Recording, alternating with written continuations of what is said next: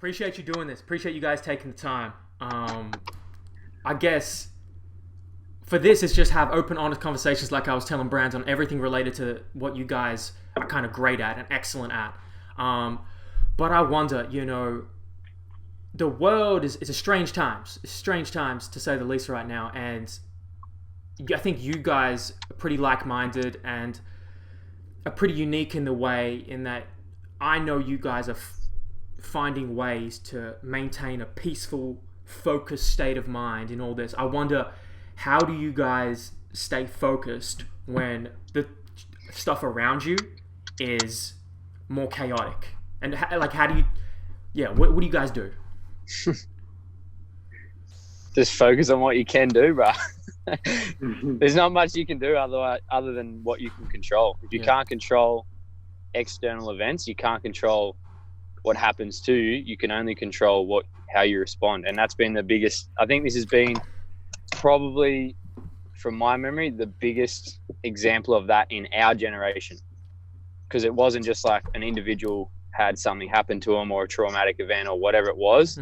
It was literally like a global pandemic, and you have to actually realize that your response is what you're in control of. So that's been my biggest focus, is like, there's been some weird stuff going on, but I've just focused on me and how I can help those around me. So I don't know, what do you got to say about that, Brando?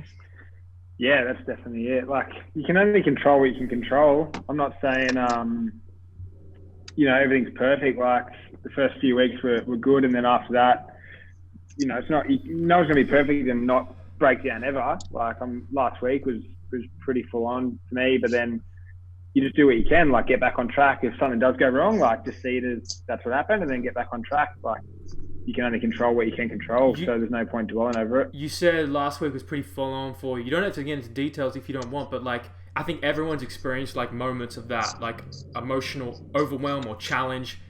How did you, Brandon, get yourself back into the flow of things? Like, pull yourself out of that, rut, if you will. Yeah, because it was like the first 7 weeks of COVID was just, we went, like, some people took it as like a holiday, and we went like the other way. I just went balls to wall and tried to get everything out. And then it wasn't until like I stopped and reflected that I was like, fuck, like I'm mentally exhausted and drained. And I was like, shit. And like, obviously having people like George, like people that you can rely on, talk to about things. I set up, I have a guy that I speak to, like a mentor sort of / counselor that I can just talk about things with. So that obviously really helps when you've got people that are on the same level. You don't keep it all in. So someone like a therapist, like a psychologist. Is that what I think he's a therapist. I think he's therapist qualified, but someone that's been through the same sort of, battles. I think, whether or not they're qualified or not. I mean, obviously, the more qualified, the better it is. But I think just knows how to have an open discussion. Hey. Yeah, someone on that same wavelength that just sort of allows you to reflect with some questions is personally massive. I think that's a big thing. It's like I've been thinking about this recently. We get coaches to train our body. Like, we're coaches, we train people physically. Obviously that impacts them mentally and their well-being hugely, but it's sold as physical first. And then I think, well, psychologists, therapists, psychiatrists, all these people, cognitive behavioral therapists, we stigmatize them, stereotype them, like, there's got to be something wrong with you to do that, right? Especially as men, right? But hold on, we get a coach for our body? Shouldn't we just get a coach for our mind? Aren't they just brain trainers? 100%. Like, how do you guys break down the stigmas to men like that? Well, I think that's such a big thing that's missed in the industry, and that's where I really look to have a change with what I do. Is the physical doesn't come first. Yes, the physical is an easy avenue to change the mental state and to make you more aware of your mental state and what you're thinking and how you respond. But if you just bring people, you first just crack the ice. You're like, hey, like for instance, when I coach kids, I say, what's the most important muscle in your body? And they'll always start with, like legs or heart, or they say some stuff, but you say, well, it's actually the brain. The brain is a muscle that can be trained. And then they start going, oh, what do you mean? And you go, well, without this thing, nothing else works. Like, literally, there is no human existence without the brain. until Elon Musk works out something. That's so true, man. But currently with what we've got is it's so important to be aware of the power of the mind and the power of our brain and our nervous system to actually transition through life. So if people aren't aware of that, they just want to train their body, they want, fit, fast, whatever, power.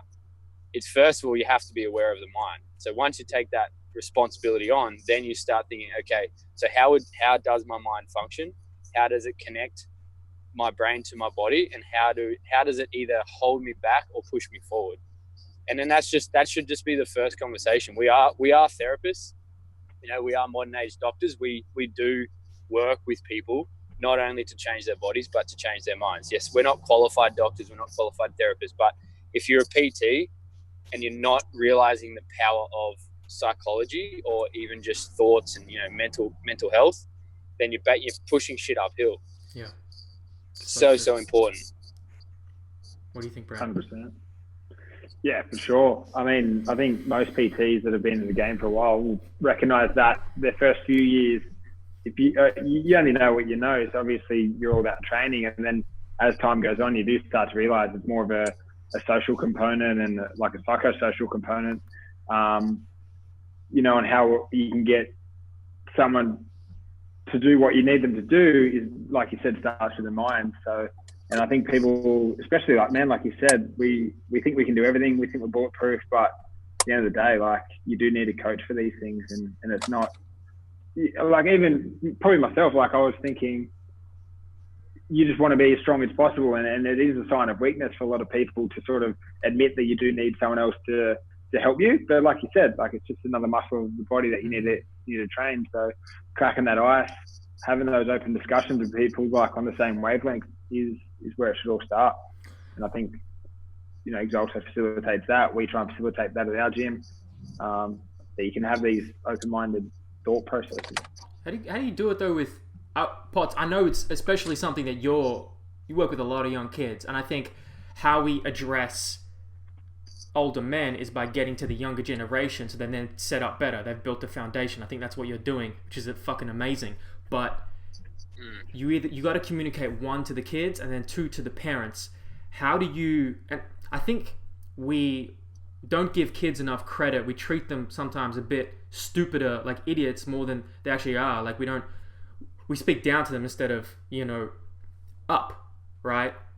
Trying to level them up. And I wonder, when you're working with all these kids who come from all different backgrounds, how do you communicate as effectively as possible the importance of psychology, change behavior, their habits, all these things that they may not really care about because they got other shit that excites them and entertains them more? Yeah, well, to be honest, the problem is never the child. The problem always is deep-rooted within the parent. And you can see the children who have troubles, you can see the children who have issues are the parents who are resistant and have that fixed mindset. And that's what it comes down to. If a parent really is aware of their own mental health, their patterns, their behaviors, their language, and how they're painting the picture for their children growing up, you can see the ones who are more calm. You can see the ones who are more loving, who are more able to push, who have more resilience to failure.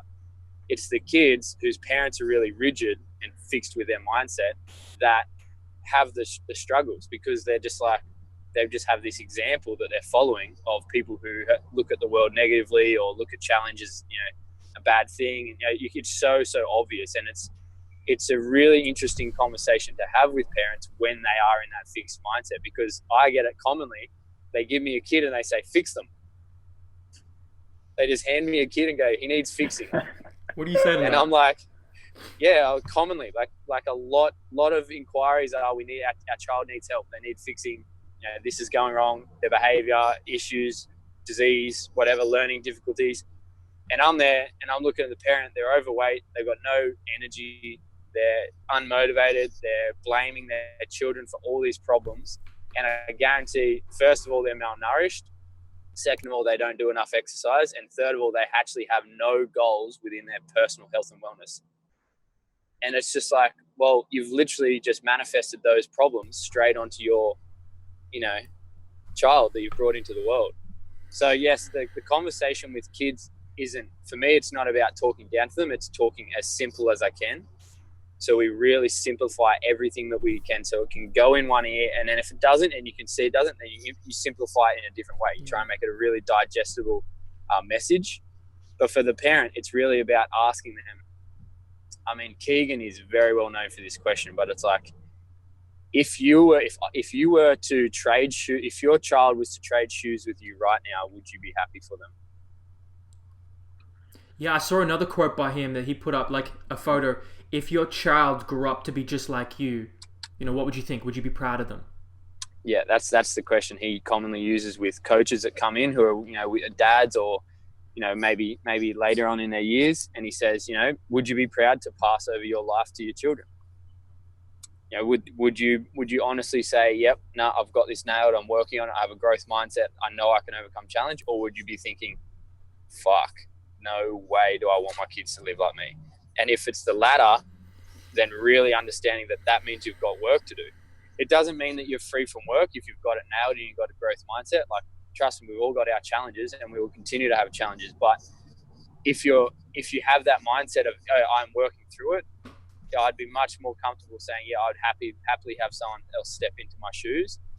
But with these parents, they get asked that, and you can see the response on their face. They take it as a bit of a threat at the start. They're like, come on, I wouldn't do that. And so, well, why wouldn't you? If you're not happy with your body, if you're not happy with your mind, if you're not happy with your behavior, your patterns, your responses, make a change. And so it is difficult to have those conversations with parents, especially with the ones that are stuck. I'm currently working with a kid who's, starting to experiment with drugs, smoking bongs, doing, starting to get pissed and whatever in his young teens. And mum and dad just like, he's a devil. He's not a good kid. He's never been a good kid. It's not nice. He plays up at school. When he's with me, he's an absolute vibe. He's asking about how to be healthy. He's doing we're doing dips, handstands. He loves it. He absolutely absorbs it. And he's full of asks. He just asks questions about, what can I do better? How can I surf better? How can I do this? We got him into Wim Hof, and he does the breathing every day. But, there's the other side of the story. Mum told him to stop doing breathing in his room because it sounds like he's smoking bongs. So it's like, where does the problem come from with these kids? Majority of the time, it will come from the parent. But what do you do in that case? Like, I think there's a lot of, because like we train trainers, right? That's Orphic. And what do you tell to those early trainers, and you too, Brandon, like in those situations where you have the parents who are maybe a bit more stuck, there's more friction there. How do you have that conversation and know when to let it go and just be like, you know what? I can't change them. Yeah, I think it's just, you need to do it over time. Like, yeah, I think when it feels forced, like you said, George, it comes across as a threat. And people with a fixed mindset don't deal well with threats, as we already know. So it's like, you can't keep throwing shit on the fire there. You've really got to let them come to it and try and condition them in a way, like over time. We put up a daily mindset with a bit of an explanation of how it feels to us. Hopefully that starts to stick eventually, but otherwise I think that constant repetition of throwing out that growth mindset and showing them that there is more, and probably asking some deep questions, whether directly or indirectly, for them to see. I think that question there, that if your child grew up to be just like you, would you be happy? Yeah. But the thing is, you're trying to undo years of conditioning. So it's not going to happen overnight. You've got to acknowledge that you can't just do it overnight. What's your experience? Yeah, it's challenging because like you can't, like we said at the start, you can't control what you can't control. Yeah. So for me, for example, with this young fella who's coming to me, I'm not going to try and control his parents. I'm just not going to. It's not worth me wasting energy on me trying to change them for him. So my conversation is then directed to him. Okay, how do you respond to your parents when you know that they're just lashing out, or they're being hard on you, or the teacher's being hard on in school? And I just tell him, it's not about them. It's not about whoever's giving you grief. It's about you. So instead of directing energy towards them and in hope that they will change, instead I'm going to empower him that no matter what happens, he has the responsibility. And that's where you can lead true change, is when he takes responsibility, and he probably takes responsibility and starts reacting to their challenges that they give him. They might go, holy shit, he actually isn't, he's taking responsibility for himself. He's growing. He's looking for a job. He's going out and doing this. He's not getting in trouble at school as much anymore. And then that opens up the opportunity for awareness, and they go, wow, he's actually changing. And whether they change after that or not, it's a win, because the child was empowered, or the athlete was empowered, whoever it is, has the empowerment, the self-empowerment to go, look, the outside event doesn't matter. It's more myself. And I'll tell you right now, for everyone listening, the hardest challenges in your life will be with your family, because they are the ones you deeply, unconditionally love.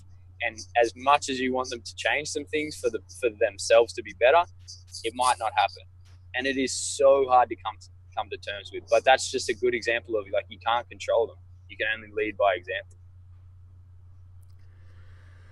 We've had chats about that before, haven't we? Where, especially in the real movement camps, where I think majority of people on there, the deep cause of them trying to become PTs or trying to become so healthy is because of something that they've seen in their family that they sort of wanted to do the opposite of, or try and lead down a different path. And it's like, you're better off just spending your time influencing the people that want to be influenced, as opposed to wasting your energy on trying to influence the people that are in that fixed mindset.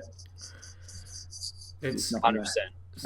It's like working with the already converted, or working with the people who are at least open to be converted and changed. Well, yeah, the ones who are committed. And usually the ones who are committed will be the people working with you. And for instance, my example, like, the parents are paying for the membership, but the child's bought in. And then I also get the other side of the straw, where the parents bought in and the child just doesn't want to borrow it.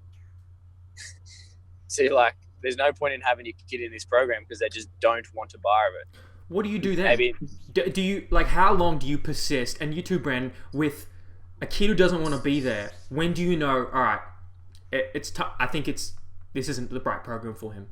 Well, I guess, Brent, do you do much work with kids, Brando, or you're looking at doing something? Nah, it's pretty we old. do eventually, yeah. But the principle applies to anybody, right? Because so it's more about how long do you go against the grain with someone who doesn't want to follow? Like, exactly.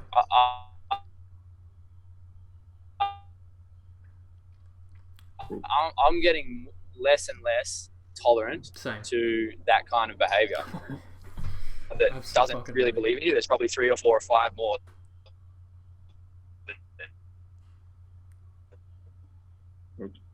Potty's breaking up. That's what happens when you drive through regional Victoria. So I guess maybe for me. Are we good? Maybe Brando, you take over for a bit. Yeah, it's interesting though, isn't it? Like the conversation around how long do you spend on someone. Like, on one side of the coin, you don't want to ever give up on someone, but at the same time, you've eventually got to cut your ties, because you've only got so much energy, you've only got so much time.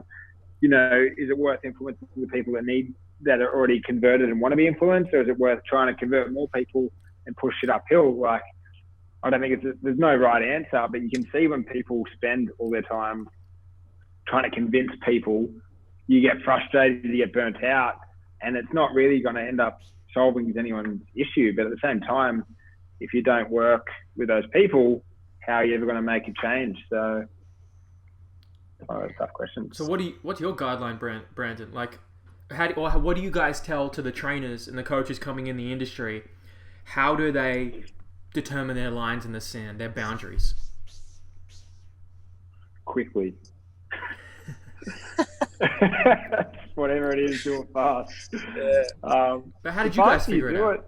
The more respect you get. Like, it's hard when you first start training, because you go, I've got no clients, I've got no money, I've spent all this money on this course, I've left my job, and now I've got to start, providing for myself and maybe a family if you've got one. And then, so you just take on everyone. You just go, fuck yeah, Susie, jump on in, Steve-O, in.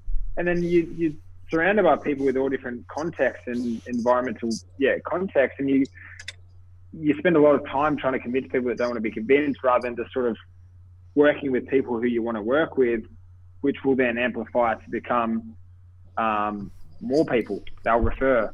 I think it has a negative effect trying to work with everyone, even though you need to work with people. So I think slowing down and taking the longer route is sometimes the fastest way. If I could, I'll jump in and see how is the reception all good? Yeah, we good. Yeah, so I would jump in. I mean, looking back on I spent probably 5 years of the first 5 years being in the industry was just pushing shit uphill.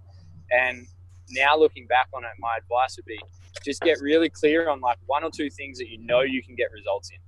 So for example, for me, like I hadn't got a handstand yet, but if I was working on, for instance, now if I was to restart, I'd go, I'm going to teach you a handstand. I know that I can get anyone that comes to me to work towards a handstand. That way I'm confident in the results that I'm giving. And if people aren't bought in, I'm just like, sweet, you obviously don't want it enough. And then, look up for other people. But when I started, I was trying to do everything. I was doing fat loss, I was doing strength, I was doing this, right? And I actually didn't have like a niche. I didn't really know what I could really help people with. So I was just the whole time was just causing me trouble. And I was always trying to get these people motivated. But if I know that I can get them a handstand, I believe in myself and my methods. So I think the biggest advice would be get really clear on what you're good at. And if you're not good at anything, start getting good at something. Like pick 1 or 2 things and get savagely good at them, so you know you can hand off those skills. So for cert 3 and 4s, they're coming out. Think about something you want to do. It might be chin-ups. You might be the chin-up king in your town. I'm going to get anyone who wants to do a chin-up, come to me. I'm going to get you a good at chin-up. Yep. Just have that the driving spear that you know you can work with, and that gives you confidence in your results. How much time, because this topic has come up a couple times, like specialty versus generalist, how much time do you guys think that these earlier personal trainers and coaches should dedicate to learning the foundations and then specializing in a particular topic or topics? Brando, I'll let you take that. I don't think there's do you mean like what's the minimum amount of time before you start doing it, or? Yeah, how would you guys recommend people partition their time out to working on the foundations to be a great generalist versus, or not even versus, but in addition, specializing in something in particular like you guys have done? I think it needs to come naturally. Like what George said then resonates with me. I've always had this quote for when people ask me for advice on getting started, and it's like, find something you love and just get fucking good at it. Like, just become really fucking good at like 1 or 2 things, and then you'll be known for that. Obviously, then it's easy to become a generalist. Like, for example, our thing was getting good at just moving really well. Like, everything stems for us from moving really well, and then the knowledge will come from there. Like, people recognize that that's a trait of theirs, or like handstands for George. Like, it's I think you shouldn't force yourself. Like, if you're not a powerlifter, don't just go and become a powerlifter and start teaching that, because it's going to take you a lot longer. Like, find something you really love and then get good at that. I think is probably the easiest way. So if it is, I think it's also like, you can't be a specialist without being a generalist. Yeah, perfect. So glad you said that. There's no way you can get to a specialist, niche. Yep. Without doing the general work. So yes, you've got to learn the foundations. First of all, you can't get strong in any movement without the foundations. So yes, the foundations are important, but get really clear on what really sparks you up. Because not like, you're lying if you say that everything in the fitness industry sparks you up. There is something that lights you up more than other things, and focus on that being your go-to and your enjoyment of training. And that's what you're going to be most inspired to pass on to other people. Just because I teach people handstands doesn't mean I don't teach them the foundations, or I don't teach them the basics. The basics are always the basics. They're the layer of the house, but then how you design that house is on top of that. Yeah, well said. It makes me think there's thousands of new trainers and coaches who come through the industry. You guys employ some of them. You guys meet and talk to a lot of them, see them on social media. What do you guys think is kind of the biggest weaknesses and flaws that these newer personal trainers and coaches have that you would tell them to address? they don't specialise in anything. They just become another hit trainer. They just become another park boot camper, which is nothing wrong with that, but it's going to be a long slog unless they're an influencer or something like that, or unless they're really good at marketing. I think the branding will come from when you start to specialise in something after you've become a generalist. Like you said, you've got to have the fundamentals and then you can specialise. Until you specialise, it's going to be a long slog. Okay. George, what do you think the biggest weaknesses, flaws these new trainers that you see have? I'm not even going to speak of new trainers. I'm going to speak from experience. Yeah. My biggest weakness for the first 5 years was I just wasn't good at anything. I was healthy, I was fit, but I had my skill development was shit house. Well, I'm pretty well in a position now where I can teach someone to fireball juggle, handstand, get mobile, get strong on the bar. But I was someone who enjoyed training and thought that I'd share that with other people. And because I'd lost weight when I was a teenager, I thought I could really nail people at helping them lose weight. Honestly, do the work. Like, choose something and just do the work. We say in Real Movement, be a product of your product. So if you are trying to coach people, you should really enhance the way that you move yourself. There is no point you can't give what you don't have. So you have to be dialed in on what you're good at, and then everything will come naturally after that. So there's a bloke over in Canada, Riley Kinzel. He's got like 15 handstand push-ups, like crazy mobility, crazy strong, working to a one-arm chin-up as well. But I look at him and he's just like, I know I can get people crazy good at handstands. And that's a really good way to enter the industry. And he's young as well. He's at 19. So for all of those Cert 3 and 4s out there, what are you good at? And if you're not good at something, don't take it as a negative. Take it as an inspiration that you have to do the work. And you can get good at something in a year, 18 months. Just hammer in on it, focus on it, 10 minutes a day, work on it daily, get those skills up. And then those skills will easily be, delivered to other people, just comes naturally. And that's where your specialist comes in. You don't even have to be a specialist. You just have to be good at something. Right. And then you just experience.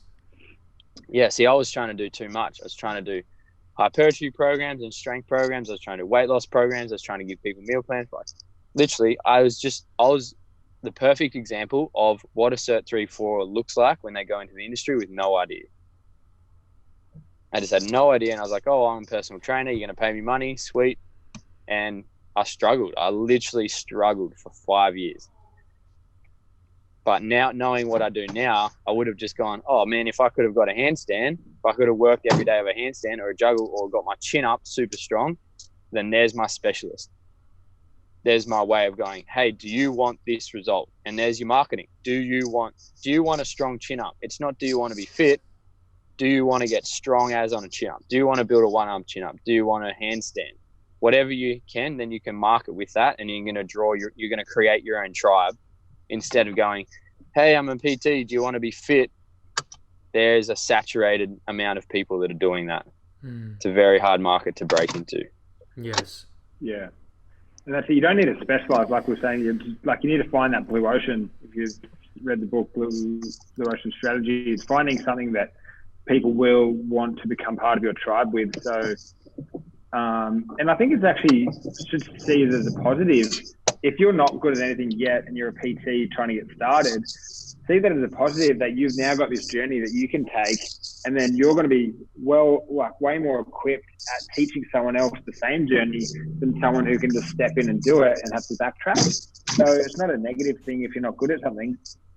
And by no means should you wait until you are good before you start. You can teach people what you know, and then make sure you do the work. Like, get good at something, obviously, so that you do have that blue ocean to market from. And like you said, be a product of your product, and you can only give what you've got. I think that's definitely one of the mantras we live by, is you've got to have it before you can give it away. That's what I see from you guys. Like, that's another thing I wanted to comment on. Like, you guys represent something excellent. You guys, for those who don't know or haven't seen both of your social medias or know you personally, you guys are strong. You guys are mobile as shit. And I don't mean just like touch your toes mobile. I mean like splits mobile. I mean stable mobile. You guys are lean. Body comp is on point. You guys have energy for fucking days. Like, you are ticking all these boxes of what a total human optimization human being can be and aspires to be, right? And that's fucking inspirational to me. And so I'm trying to tick those boxes as I go along. How important do you guys think that is for our industry? Because look, we don't accept overweight doctors when they, hey, what are you telling me? These blood markers are this or that. You telling me I should take this drug or that drug or this sup? Hold on, stop. Why do we accept the really skinny, scrawny trainer and coach? Why do we accept the trainer and coach who isn't strong? You raise the standards. Yeah, 100%. I think it comes down to transparency. Look, I'm not going to say that like overweight people can't be coaches and skinny people can't be coaches, but if they're super honest, like let's take an overweight person. Hey guys, I've just started my journey. I'm really inspired by this. I've lost 50 kilos to date. I still got another 30 to lose, but I'm absolutely nailing it, and I want to show you how to do it. Sure. Bang. That's yeah, I understand that. That's if you have transparency, vulnerability. That's them. Yeah, that's them continuing to be a product of their product. So they're literally leading with the problem that they're fixing to help others. For the coaches who just tell people what to do and don't do it, like for a long time, that was me with drugs, alcohol. You know, I'd be coaching people 5 days a week at F45, and then Saturday, Sunday, I'd be off my head on drugs, partying, drunk as fuck, like just there was horrible self-sabotage lifestyle. And it wasn't just like, oh yeah, I'll go out for a little bit of fun. I was like literally like mental health disorders, going hardcore on drugs and alcohol because I was trying to escape. But that's not for me. That's not a great reflection on what I was as a coach. Now, what I tell people is exactly what I experience and what I value, and that's the way I lead my life. So cert 3 and 4, I wouldn't play around with, you know, I caused myself a lot of internal turmoil, you know, inner angst, feeling like I wasn't actually living my truth, like I wasn't actually a good coach. And it's just because I wasn't. Like that's flat out the truth. I just wasn't a good coach. I was good at relationships. I was good with people, but I wasn't doing what I was telling people to do properly. I'm going to drop out again. Am I there? Yeah, you're good. Yeah, so I would just say make sure you fully embody what you want to be. If you want to be in this industry, embody the message that you want. Like literally be a product of it, and you'll find it much easier and you'll have much more success than trying to go against, you know, something that you tell your clients to do. Absolutely. I'm glad you said 100%. that. Brando, you have experience with that? Yeah, definitely. I think the transparency definitely, and the authenticity, I think definitely sort of sums that up. Like you can see the people that get into the industry because they thought they enjoyed training, therefore they just want to become a trainer. Like that's the job they wanted to take. And you can see the difference between someone who fully embodies everything they do to a T, and whether or not they're living the lifestyle, they're becoming a product of their product. Like there's two very polarizing worlds in the PT industry. So like you said, if you are skinny, but you put on 5 kilos from when you're even skinnier and you want to help people put on that, like definitely, like if you're on the journey, keep going up from the treetops. But if you're not on the journey, I think there's nothing worse than telling someone else to do something that you're definitely not willing to jump on board with. So there needs to be some congruency with what you're doing and what you're telling people to do. Absolutely. Otherwise, there's going to be internal turmoil, like you said. Yeah. Otherwise, you live a contradiction, and you live. Yeah. There is a misalignment between the values you inhibit and the values you project, and that, to me, that is absolutely unacceptable. And I will suffocate all of that bullshit until I'm done. And sure. I think you guys do that through just being the product, which is what I respect so much. And I wonder, when I look at guys like you, I look at guys like Keegan. You see something aspirational, but I wonder, like, more practically, how did you guys get to the point where you've ticked all these boxes of being very strong, stable, mobile, how have you guys been able to develop, not only strength, but mobility, flexibility in the presence of a strong, stable body? How did you develop all those qualities? Take this away, body by Brando. To be honest, I think they go hand in hand. I have always just enjoyed having the freedom of movement, whether that's the freedom to pick up something heavy, the freedom to run fast, the freedom to run far, or the freedom to do whatever task was demanded at that specific time. And that's sort of the philosophy of training that I follow, is like, you need to make sure that you're not just, staying on one side of that continuum. You need to make sure that you're touching base with everything. So that's the way we've always trained. There's not much else to it for me. Move well through a large range of motion. I think they're all going to come from each other.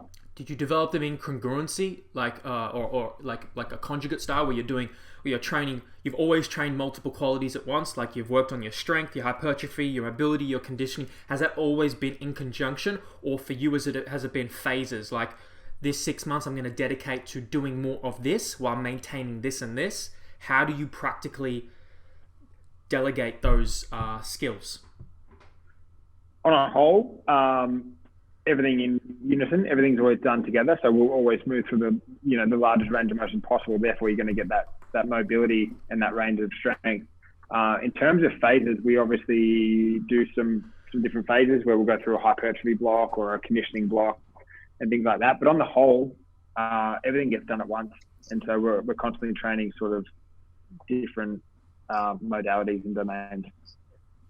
I think that comes from the CrossFit style that I like, but you could definitely do it either way, I suppose. But I find that it's just easy to do it all together. Okay, so in conjunction, even for the people who blank slate, just coming into the industry, or they're skinny, they're weak, and immobile, non-conditioned, working every day at multiple qualities. I think if you were coming in deconditioned and starting off fresh, I started off when I was like 16, just going to a regular commercial gym doing bodybuilding. So that obviously is going to help with that, the structural integrity of having some muscle mass, which isn't a bad thing. If I was going to start again tomorrow from a skinny frame, I would probably work through like a range of strength program where you're working on hypertrophy through a large range of motion. And that would be pretty much all I'd do. You can still do, rather than doing a typical chest press on a machine at a gym and stopping like at your chest, you just do the same thing with dumbbells and you'd go into that large range of motion. Like, hypertrophy is actually going to be enhanced if you take that muscle fiber through a larger range of motion. Yeah. So there's no need to see it as like strength versus mobility. Great point. You can bring the two together and you've got a pretty happy birthday. Absolutely. That's a great point about using the dumbbells as an accessory, or instead of doing a shortened range of motion chin up or pull up, doing a full dead hang, ass to grass squats. You guys are all over the knees over toes, full ankle dorsiflexion in unilateral split squat positions, which we love. Yeah. And I I would, think it's just old school. Go for it. Go for it. You go. Yeah, you're on a heater there. I knew what you were going into. You're on a heater. Go with it. I think a lot of the times too, it's just easier to do less range of motion. Like it makes sense that you do, like if you do a bicep curl and only go halfway down, like you're actually doing a disservice to yourself, because it's harder to go the full range of motion for a reason. Your body doesn't like it, therefore you should probably do it. It's like the mindset is directly correlated to the way that our physiology works. If it's hard, most people don't do it, whereas the people that do it see massive results and massive returns. Right.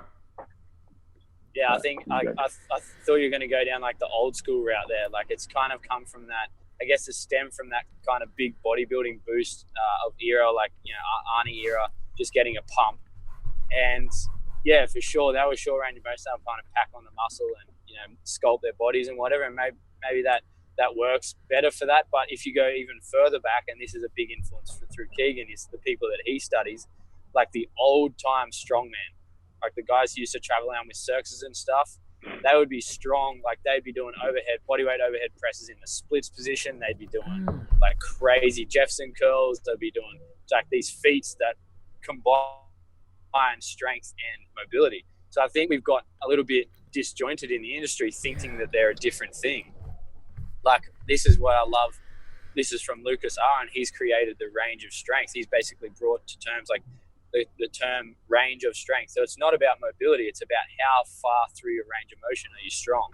So really getting strong in those end ranges is going to actually allow your body to go there with more ease. So you're not just flexible like a young girl who can, bend over backwards or whatever. Like that's not just flexibility. How strong can you be through that range? And when you embody that strength through a larger range of motion, you get mobile. It's simple. And my biggest tip for people would be consistency over intensity. So when I was younger, I used to think I used to have to do things really full on, really hard workouts, or really like take it to the bone, in workouts and make it get sore or whatever. That's going to create serious muscular damage and it'll drain your nervous system. So you're better off doing consistency over intensity. And I've found the biggest results in my body are things that I do every day. And so it might be, say your posterior chain's really immobile. We'll just do 10 minutes of mobility on your posterior chain for a month. We're currently doing sprints. So we're doing basically, we'll have like our main goal that we want for the month. So this month, it's a handstand push-up. So every day I'm just doing 10 minutes of a way of evolving that, of developing that. That includes lower body training, upper body training, different stuff as well, skill and mobility. But I know that my sprint for June is the handstand push-ups. I'm just focusing on that. So it's kind of going in phases, I'm gonna summarize, maintaining consistency over intensity, but favoring certain qualities in certain phases when they're more of a priority. That's kind of the interpretation I'm getting. Yeah, and you keep broad with your accessory training, your other stuff. So you're still ticking boxes, but there's a big tick. Like there's a main goal for me. And I find for myself, that's been much better for my mental drive, like my mindset of actually like focusing in on something. And really it's inspiring to know like, I'm going to achieve this month. Like this is what I'm going to achieve. And if you have those big wins, yes, the rest of the body comes up. If you're doing your lower body work, if you're doing posterior chain, anterior chain, whatever it is, if you're doing the other boxes, it comes along with it. But that consistency of having a daily structure, like we call them basically daily freedoms. What are you disciplined to do every day, which will create freedom in your life? What about for the people who aren't disciplined, are struggling, low self-esteem, they're just, to be frank, they're just weak, timid people who haven't summoned the courage and discipline and to do what they need to do to improve themselves yet, right? Make your bed. So start small. Start make your bed every day. And if you don't have discipline, make your bed every day for a month. And then? There's certain things you can just add one on. So you just habit stack. Continually add one thing on until you've nailed it. And, one of my favorite quotes at the moment is, habits are built on frequency, not on time. So you can't just not do something for a year and you build a habit. Like you've got to consistently and frequently do that habit for it to become a habit. So make your bed every day until it's a habit. If you want to try and push yourself, have a cold shower. Like it's those little wins of resilience that you can then start to really compound. And the aggregation of marginal gains will start to accumulate and you'll start to become someone who is disciplined. Like that's how you accumulate those things, is by doing the thing. One small thing at a time. Yeah, 100%. That's what we do with the kids. We set challenges for them each month. It'll be like, this month is making your bed. Who can make their bed every day for a month? I want to see if you can actually do it. You want to be successful. You want to be an athlete. You want to achieve a handstand. You want to get a better. You want to do your first chin up. start with making your bed. If you can prove to me that you can make your bed, then I know you're going to be disciplined enough to do other things. But, you know, and it might be, you know, we do other challenges, like, you know, the first thing you do when you wake up is have a glass of water. First thing you wake up when you do is you do 3 points of gratitude. First thing you do is have a cold shower. First thing, it's just, what can you do every single day to build a habit in? And that's commonly a narrative that is told in people who aren't disciplined. They just don't have structure. Their habits don't support their growth. So when you build habits that support growth, you just, the wins come naturally. You don't even have to work for the wins. You just work for your habits. And your habits will determine who you are, your outcomes. Yeah. Your character. Your destiny. So yeah, I think that's my biggest advice for people who don't feel like they're skillful, they don't feel like they're strong, they don't feel like they have discipline, they struggle with different things. Don't focus on anything, but just choose one thing. Yeah. So don't focus on everything. Just choose one thing that you know you can do. Just do it until it's a part of you, and then go, okay, sweet. So I'm going to keep that. Now what am I going to add on? And before you know it, you'll have 5 or 6 positive habits that are now moving you toward growth. So true. What about for the people who struggle with that? Like, they do it here, they do it there. I'm inconsistent. How do you guys intervene there? There's not enough motivation. They don't. It's the goal isn't inspiring enough. It's very simple. They're not inspired to achieve what they want to achieve. They have to get clear on what they want. How do you help develop them? How do they help do that? And how do you help them develop that? What are some techniques, tactics? Just take some deeper questions. Like, it's just like finding out what people actually want. And this is a good thing where the 5 whys can come in. I use the 5 whys a lot. So it's like, okay, so I wanna lose weight. Okay, why? Well, I don't know. I just want to look better. Why? Oh, I don't know. I just feel like I'm not attractive. Okay, why? Well, I haven't had a girlfriend for a long time. Why?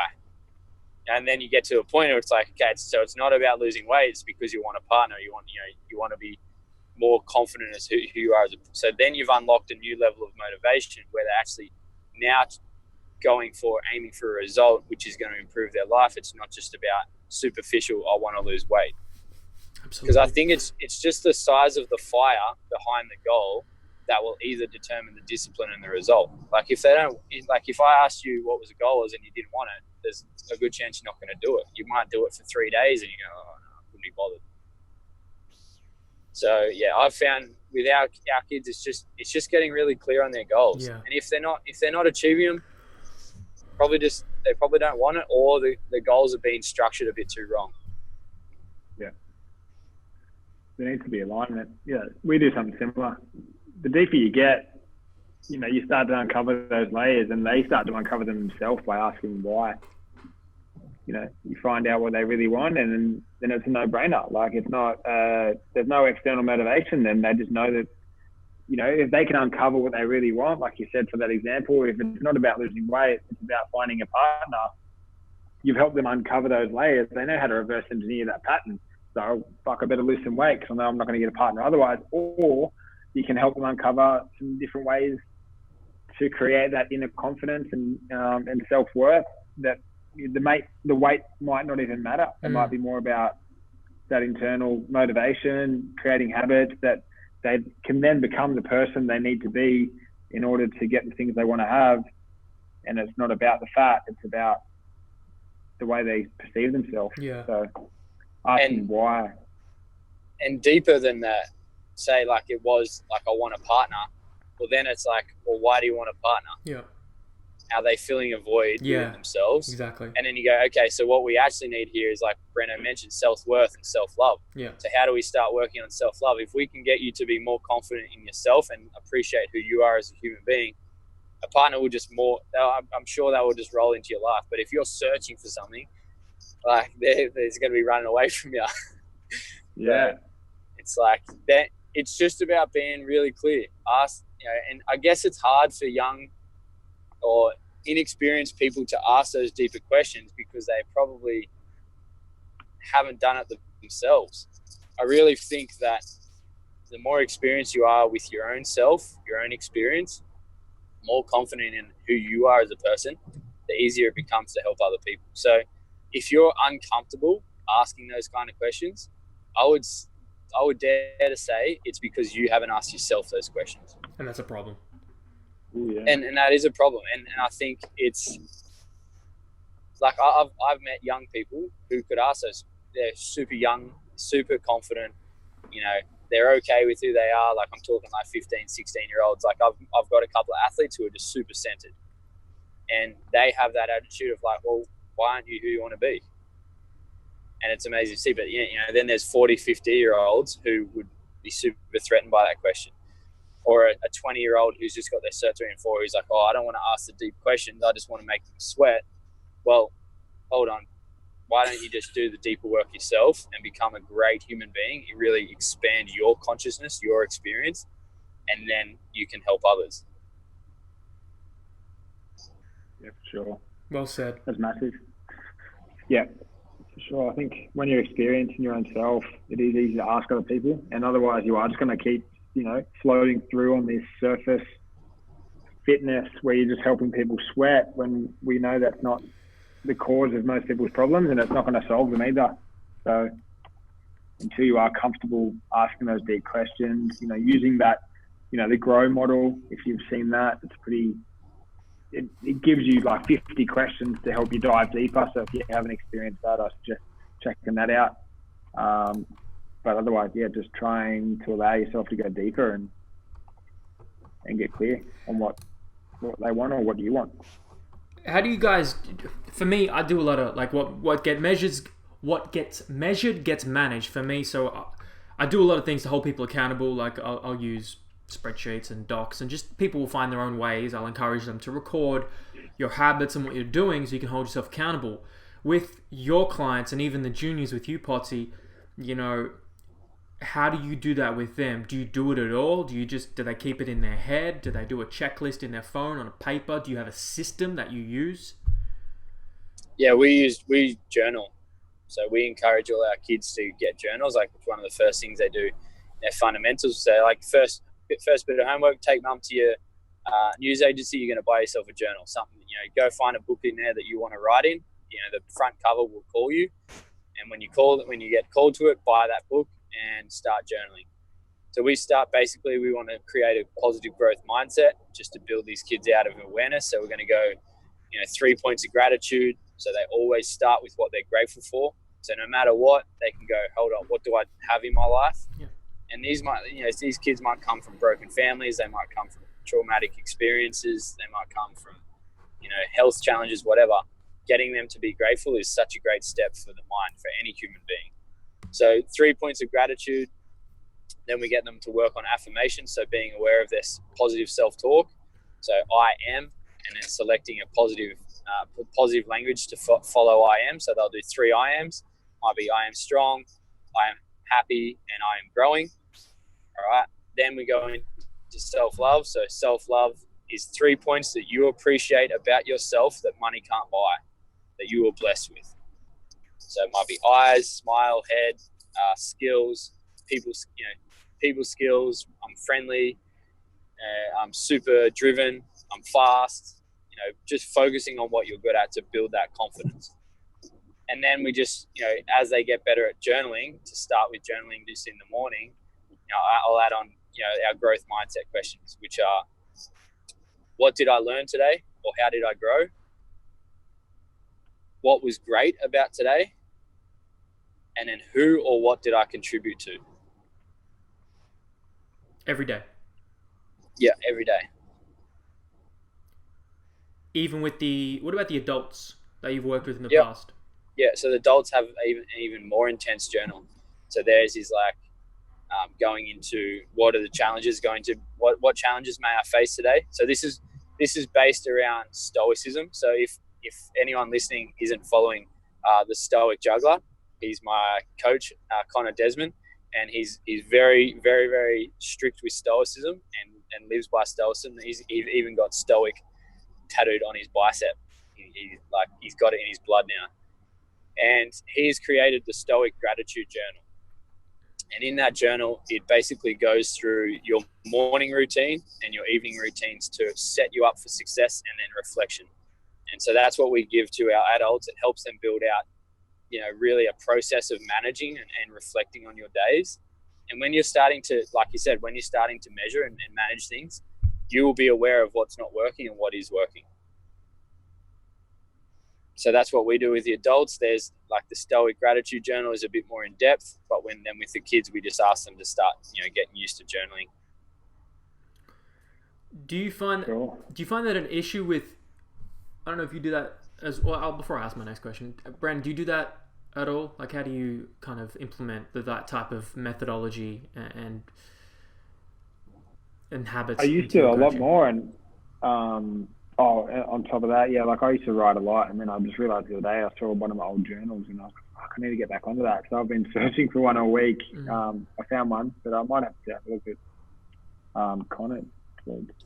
So Connor's just about to launch the Real Movement Journal, and it's got training goals, daily freedoms, everything in there. He's been working on it for Keegan, and this journal is epic. It is phenomenal. I can't wait to start it. So it's kind of more aimed at like the coaches. The Stoic Gratitude Journal is more like kind of just the mind, but for someone who's all about performance and building skills, this has this involved, and it really gets you clear on what you need to be doing daily to achieve what you want to achieve. And it's he's put a lot of time and energy into it, and it's just sick. That's awesome. So I would recommend for anyone listening following the Stoic Juggler. He's called the Stoic Juggler, and he's all about stoicism and juggling for performance and mental health, and it's epic. Got you. Yeah, legend. There he is, Connor Desmond. Good man.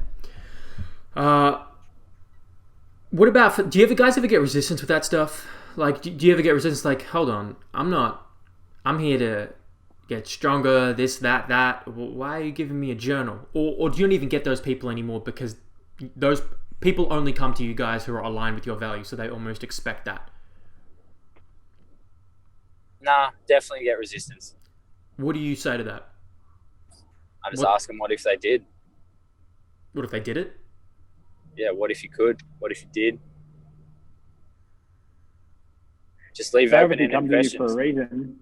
Like, I mean, if they come to you because they have an issue at hand most of the time, like whether they want to admit it or not, and it's your job to find out why they're not admitting it to themselves when they've obviously come to you for a reason. So, like, if they want your help, they don't have to come around to it straight away, but we're going to keep doing us. And if you want our help, you're going to have to jump on the bandwagon eventually, because, we're doing things for a positive reason. It's not a waste of time. And if you see it as a waste of time, then you're probably not in the right headspace right now.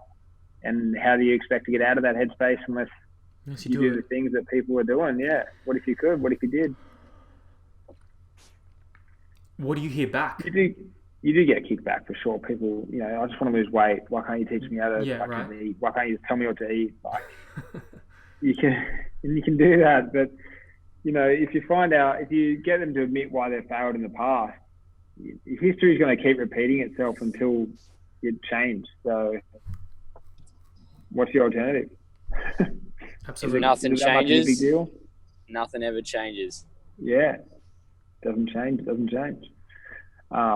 So yeah, you just got to let them come around to that. You obviously just give them little bits of knowledge, but this is where it comes in handy, having that experience yourself and going through that journey. It's pretty hard to tell someone to do something if you haven't experienced it. Sure. But once if you believe in it, like, you'll find ways to rebuttal. Like, you'll think about it constantly. Like, what if this person says this? I do that personally. I think, how am I going to answer that question when it comes up? And you try and prepare yourself, obviously, based on past experiences. So you find ways to be cheeky about it, or to answer the question. Like, oh yeah, my Mitch Pike got so deep into my mind with open-ended questions. So don't tell people what to do. Let them answer their own shit. So you just say, like, they're like, oh, I want to lose weight. And you're like, what if you did? He's good at that, eh? Or what if you, and then they're like, oh, they'll be like, oh, I wish I could handstand. I wish I could fireball juggle. And you're like, what if you could? Yeah. What would it look like if you could? What would you need to do to make that happen? Yeah, and that just leads them to start answering the question in their head. And usually it's, I can't. And then you say, okay, why can't you? Right. And they go, oh, well, I don't have hand-eye coordination. Oh, how much do you practice hand-eye coordination every day? Well, I haven't practiced hand-eye coordination since I was a kid. Or, yeah, my kid was born with no hand-eye coordination. Yeah, no shit. There's no baby that comes out of as a fetus and starts juggling 5 balls. Like, it's just because you haven't practiced it. I think you guys might be the first ones to make a kid like that. Yeah, I think practicing in the womb. I gotta get Nicola to a 5-ball juggle before that happens. She can 4-ball. She can 4-ball. That's pretty good. That. Oh, she can. That's good. That's awesome. Is our baby going to be able to 5-ball juggle? Probably. Yeah. Nick's here, by the way. She's laughing. So yeah, I think that's a big thing. It's just like open-ended questions allow people to call themselves out. You don't have to be the bad guy.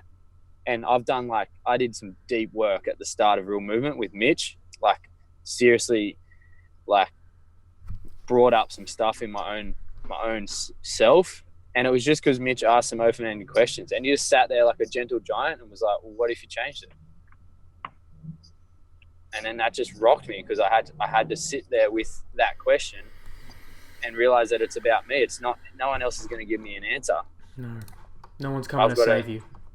Yeah, I've got to do the work. So, someone might go, oh, I don't want to journal. And you're like, okay, well, what if you did? Oh, no, I don't have time for it. Well, what if you did have time for it? What if you made time? So it's just, it's without being like super aggressive or super pushy with it, just allowing them to answer their own questions. And not everyone's going to come around straight away. Yeah, and I think some people won't do it. But you know what? I think it'll come down to the results that really show that. And when they don't get the results, or they're still, they might, let's say they get strong, they come to your gym to get strong, and then they get strong and you still notice the same behavior, or you still notice the same aggression or same frustration in their behavior. And you're like, hey, bro, you're strong now. Like, you happy? Oh, no, work's just driving me up the wall, or the missus or kids, whatever. And you're like, you don't need more strength, brother. You're strong as an ox. You need more calm. Well said. I think that's... How do you guys... Actually, I should ask you. It's already past 11. Are you guys good to keep chatting, or you guys got to go? I'm going to jump off in a sec, but... All good, Brando. Well, we'll finish with this. Like,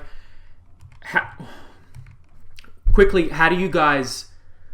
Everybody can get overwhelmed at the start. New clients, there's all... As a coach, like, there's all these things to do. If you do all these things, you could transform yourself. How do you guys partition it out so it's like doesn't overwhelm the person? You got journaling, you got all these questions, they got to figure out the why, they got to train multiple times a week, they got to juggling, nutrition, that skill. How do you guys not make it so overwhelming?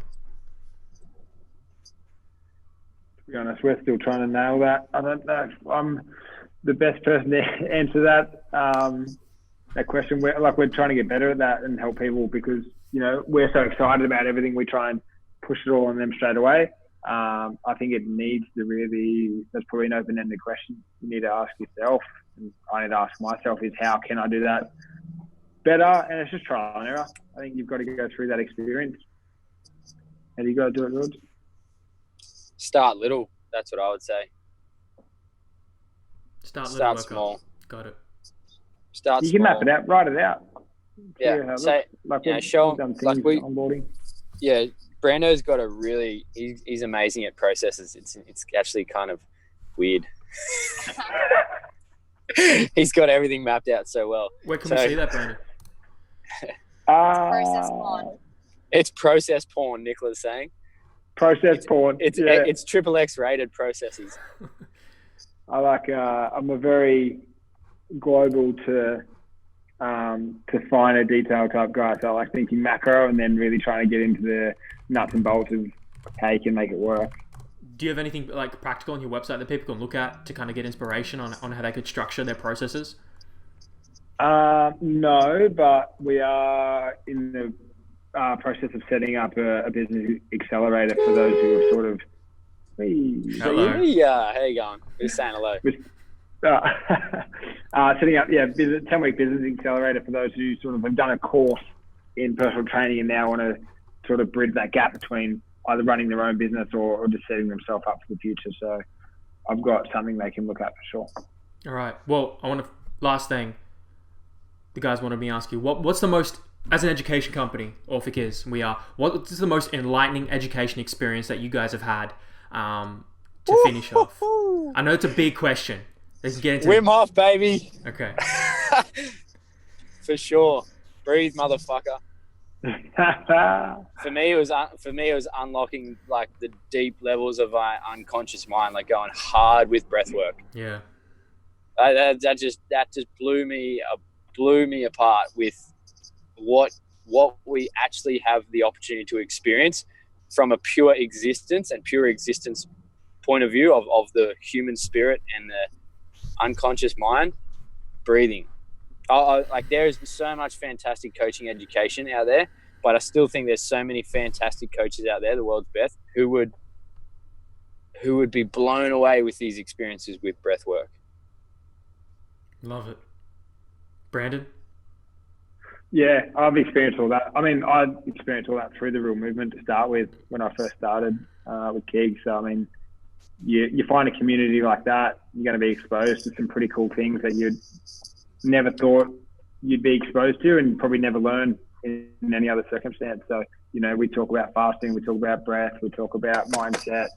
Those things that you probably don't learn in the cert 3 or 4, you find... Hey, you should see what the hell we're creating, bro. Yeah, he's all over it. Like, he's all over it. Stay tuned.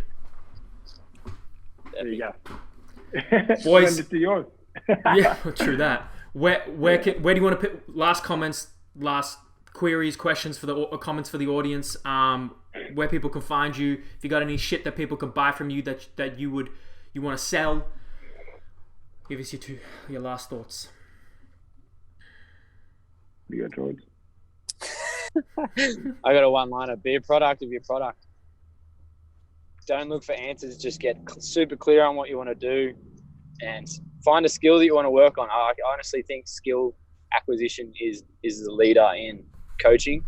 And if you can pass on skills that you've learned, you know, Yoda says, pass on what you have learned. That's basically my advice. You know, follow Yoda's strengths. That's where I pass on all my stuff on Instagram. You can also follow Exalto Holistic Hub, which is our business, our coaching facility. And yeah, just get really clear, start working on something. You know, if it's, I don't know, maybe you just want to be strong in squatting. So just focus on getting super good in a squat. And that's your rock, that's your big rock. And then everything else comes under that as well. But yeah. That's my advice. Thank you, Yoda, man. Yeah. No, it's fine. Mine's, you know, network as much as you can. Like you become the sum of the 5 people we hang around the most. But on top of that, you know, your network is your net worth. So don't be afraid to sort of reach out to people who are doing what you want to be doing. Most often they're pretty happy to help. They find people that are on the same journey and bounce off each other. Like, we're not in competition. If you want to make it to the top, you'll find your way there by spending time with other people. Collaborating, working with people, like we're doing right here. For sure. Yeah, and I would follow that up with having a savage work ethic.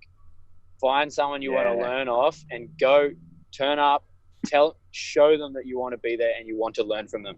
And don't expect anything in return. Clean the plates, clean the toilets, do everything you can to show that person that you want to learn from them. Because the person who will want to help you. But if you're just saying, hey, can you teach me this? Like, that's not a transaction. It's just all take. So put some skin in the game. Do something. Yeah. Move states. That's what you did. You're speaking from experience. For those who don't know Jordan's story, we're going to have him on my podcast very soon. We're going to go deep. Yeah, and for Nicholas just made a good point. For anyone who's interested in coaching kids and would want to possibly live on the Sunshine Coast, we're looking for junior coaches. Got you. Keep that in mind. Bang. If you want some plates to clean, there's plenty of plates at Exalto to clean. Put some skin in the game, get some work done, That's earn it. your stripes. Very good. Thank you, guys. I appreciate you. Cheers, brother. Thank you, bro. I really appreciate it. It's good chat. Good yarns. Yeah, boys. Absolutely. See you soon. Love you guys. See you soon. You. Bye. Thanks, brother.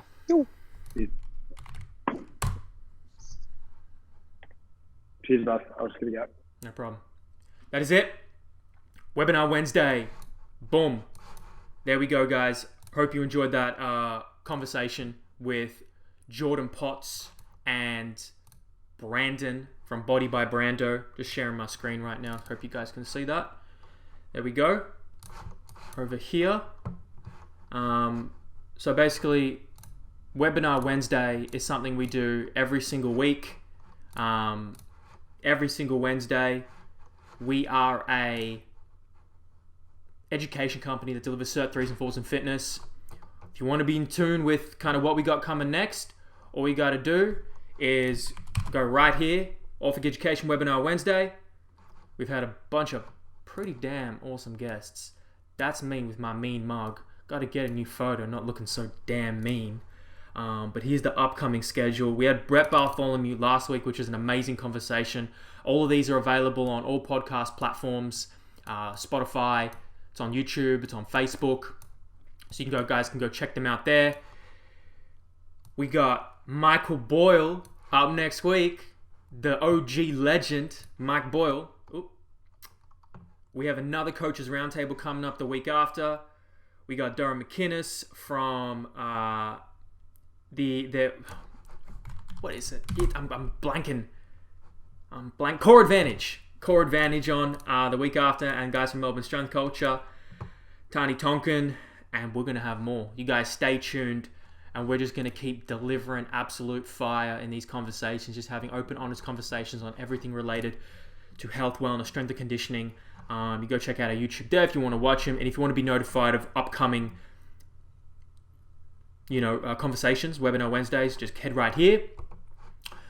For those who are interested in becoming a personal trainer and coach, and it's something you're dedicated and committed to, you want to work with the best, you know where to find us. This is where we are, Orphic Education. We're not going to stop.